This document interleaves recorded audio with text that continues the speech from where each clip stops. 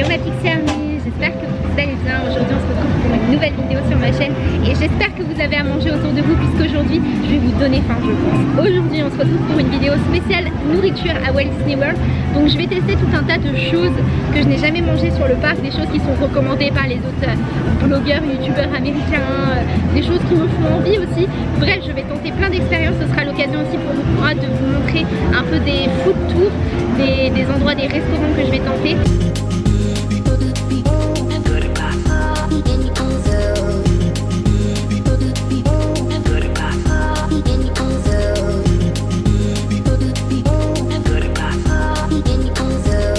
Donc là je vais goûter ceci qui est un baked macaroni and cheese qui m'a pas coûté très cher puisque ça coûte environ 5 $. Je vous avoue que là comme ça me tente pas des masses, mais j'avais lu qu'il fallait le tester absolument, donc je vais goûter ça pour vous et c'est parti.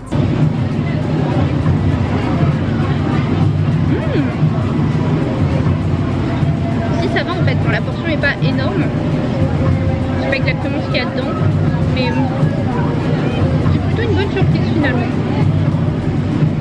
C'est vrai que visuellement ça me tente pas des masses, par contre j'aime bien mais j'adore pas non plus. Verdict plutôt bon, pas très cher pour le dining plan, parce que je me suis aperçue que j'avais un dining plan cette année qui m'était offert, le quick service, donc qui me permet de manger dans certains fast-food. Alors il faut savoir que vous avez droit à 3 snacks pour un dining plan. Donc du coup moi j'ai pris un bretzel Mickey qui est ma nourriture préférée. Voilà comment ça se présente, donc c'est vraiment mes trucs préférés, j'adore ça. Le baked macaroni and cheese que vous venez de voir et une bouteille d'eau. Sachez également dans les restaurants que vous pouvez demander a glass of water ou a cup of water. C'est un grand verre d'eau rempli d'eau fraîche gratuit et c'est quand même bon à savoir parce que je ne le savais pas la première année et il fait généralement très chaud à Walt Disney World.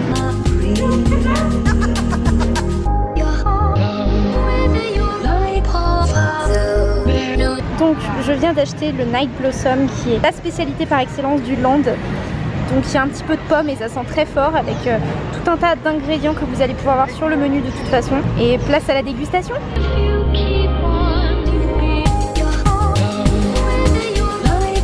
Très particulier comme goût. C'est vraiment très bon, c'est hyper rafraîchissant. On dirait un peu un granité. On sent beaucoup la pomme, je sais pas trop ce qu'il y a d'autre. En tout cas je trouve ça très bon. Ça coûte 5,99 $, donc ça reste quand même assez raisonnable. Mais j'adore vraiment le goût et chine, à votre santé. Coucou la Pixie Army, je suis actuellement au Disney Hollywood Studio et aujourd'hui je vous emmène dans un tout nouveau restaurant qui est sur une thématique très particulière. Je ne vous en dis pas plus, je vous laisse la surprise et j'espère que ça va vous plaire. Me voilà donc arrivée à la bourre au restaurant 50's Primetime Café.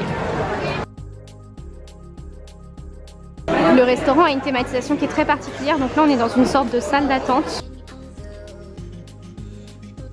C'est l'heure de la dégustation. Donc voilà ma nourriture, mon date pork, je sais pas trop quoi. Je vous mettrai le nom en bas pour être sûr. Mais j'ai hâte de déguster, ça a l'air très bon. En tout cas les portions sont hyper généreuses ici parce que c'est vraiment un esprit cuisine familiale. Et d'ailleurs j'en profite pour vous raconter que le serveur a dit à tout le monde que je venais de France qu'il fallait dire bonjour à la cuisine familiale. Du coup tout le restaurant s'est mis à me faire coucou. Bon, verdict, je viens de finir mon repas, c'était très bon, très copieux. Moi ça m'a suffi. Je vous recommande ce restaurant si vous avez un très bon niveau d'anglais. Déjà parce qu'il y a énormément d'interactions avec les cast members, mais encore et surtout parce que c'est le principe d'une famille sud-américaine donc qui parle très vite avec un accent très prononcé et moi ça m'empêche de comprendre certaines choses. Donc si vous avez un niveau d'anglais qui est vraiment pas ouf, ne tentez pas parce que vous allez manquer une grande partie de l'expérience. Autre chose également que je veux vous dire, si vous êtes une personne qui n'aimait pas être dérangée pendant votre repas, I'm talking to my camera. You're talking to yourself.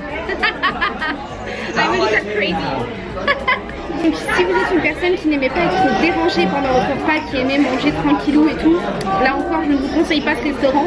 Pourquoi? Parce que pendant mon repas j'ai pu constater que les cast members se mettent aux tables et moi je trouve ça génial parce que étant toute seule du coup je regarde ce qui se passe et je peux interagir avec eux et je me sens encore moins seule. Et c'est vrai que si c'est pas votre truc, passez votre chemin. Mais sinon en tout cas je vous recommande vraiment ce restaurant, très bonne surprise. J'en avais entendu beaucoup de bien. 24 $ pour un plat de cette consistance, c'est largement raisonnable. Vraiment je trouve que c'est une très bonne chose. Bon rapport qualité-prix, très bonne expérience. Et j'ai très peur parce que là je vois qu'il y a plein de morceaux de fraises. Moi qui déteste les morceaux, je suis pas sûre de trop l'aimer ce dessert.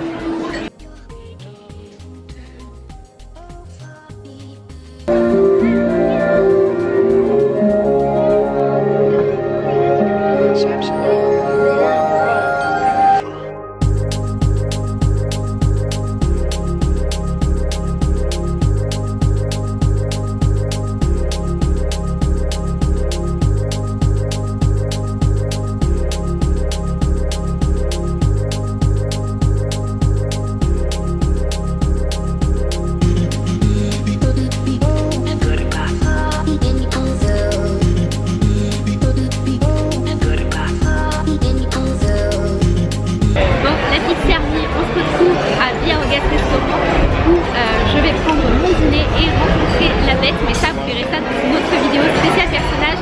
Aujourd'hui donc on va tester le Be Our Guest. Il faut savoir que la carte change à partir du mois de fin juin, début juillet. Donc ce sera un menu signature avec 3 menus qui sont proposés. Au temps d'attente je suis assez choquée, ça a été extrêmement vite. Et là maintenant le temps de dégustation. Alors du coup je viens de terminer mon repas et comment vous dire, c'était franchement super bon. Je suis vraiment contente d'avoir redonné une chance à ce restaurant, de le tenter le soir et surtout d'être sur cette note positive parce que la première fois que je l'ai fait c'est vrai que j'étais contente de visiter le lieu et de voir cette ambiance très particulière, sachant que je suis très fan de La Belle et la Bête, mais c'est vrai que j'étais très déçue par la nourriture et là c'est vraiment pas du tout le cas. Donc on vient de me présenter le plateau des desserts. J'ai choisi donc le cupcake au citron et je trouve ça adorable jusqu'à la petite touche Mickey juste ici. Donc on nous présente les desserts un à un et tout. Enfin, il y a un sens du service incroyable.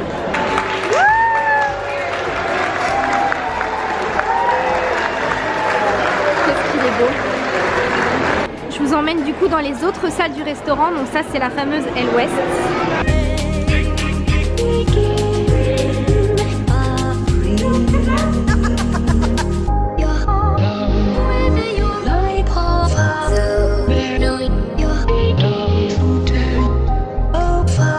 Et donc là, de l'autre côté, on a la salle un petit peu bibliothèque que j'adore parce qu'elle est truffée de références.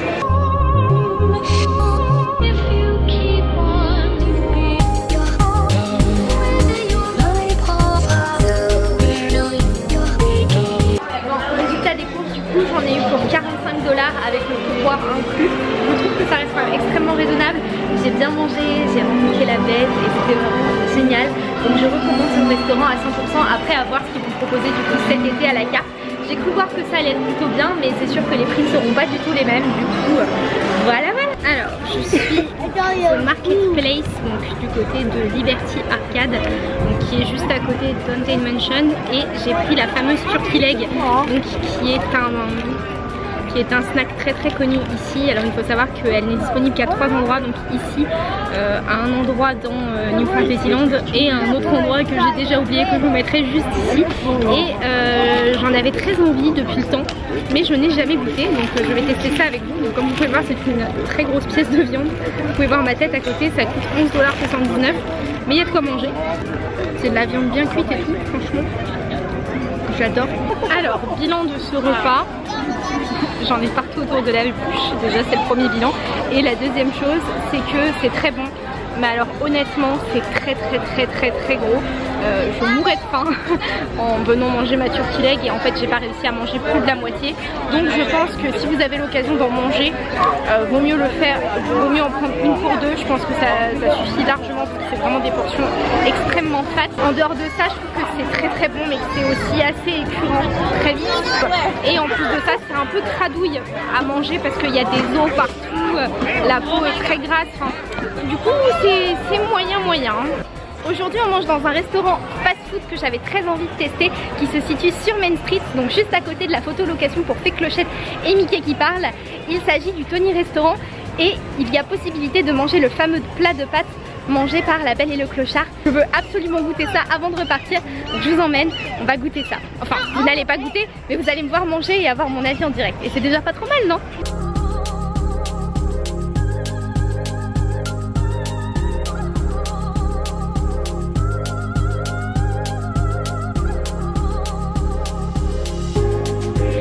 Alors il faut savoir que ce restaurant est vraiment thématisé sur La Belle et le Clochard. Et petite touche en plus, les serveurs parlent italien en partie. Donc je trouve ça plutôt cool. Moi de mon côté je vais prendre les boulettes de viande avec les spaghettis. Je suis obligée. Mais en tout cas il y a toute une carte du coup italienne. Et là il faut réserver pour ce restaurant.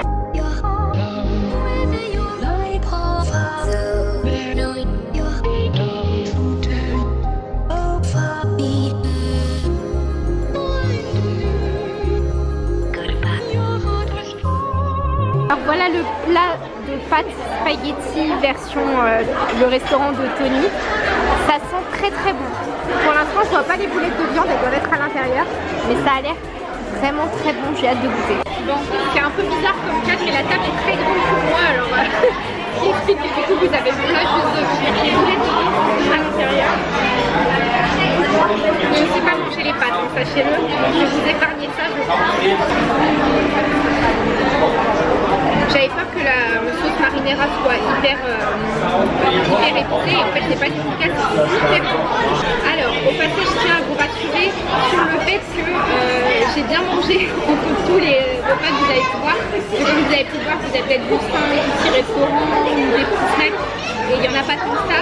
Sur une semaine j'ai quand même mangé tous mes repas, c'est juste que le reste du temps je mangeais soit les énormes hot dogs que vous avez pu voir dans toute la story, soit des pizzas, toujours les mêmes, donc du coup je trouvais pas ça très intéressant de vous filmer, j'ai vraiment voulu vous montrer les endroits un peu atypiques, les repas un peu spéciaux. Pour en revenir à mon plat, alors les pâtes sont très bonnes, la sauce aussi, par contre j'ai un peu de mal avec la viande parce que je la trouve pas assez cuite. Je suis quelqu'un qui mange la viande vraiment très cuite, donc du coup j'ai un petit peu de mal, je pense que ça aurait été mieux avec un peu plus de cuisson. Et il faut savoir également que la cast member m'a proposé de mettre du fromage sur les pâtes et ça m'a fait très plaisir parce que des pâtes sans fromage, voilà quoi, hein. C'est pas terrible, hein. C'est comme tout sans les galères, enfin, l'homme va pas s'en.